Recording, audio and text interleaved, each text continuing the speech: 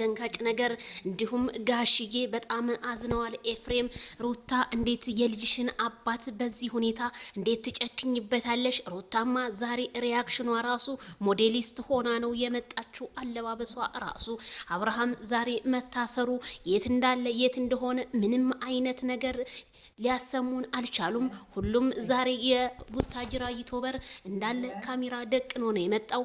ግን ለምን እኔም በጣም ገርሞኛል ማለት ነው። እንዴት ፍትሃዊ አልሆናችሁም? እንዴት ሩታ የልጅሽን አባት ታሳስሪያለሽ? ጋሽዬ ግን በጣም ልባቸው አዝኖብሻል። ምክንያቱም ጋሽዬ ከሸገር እስከ ቡታጅራ ድረስ እየተመላለሱ ልጄ ያላንቺ አይሆንልኝም እያሉ ነበረ።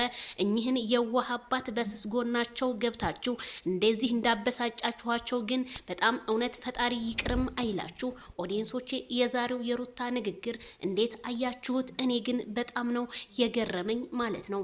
ዛሬ ብትጎጅም ለጋሽዬና ለፋሚሊዎቹ ስትይ አብርሃምን ማስፈታት ነበረብሽ። እንዴት ታታስፈችው ቀረሽ? እኔም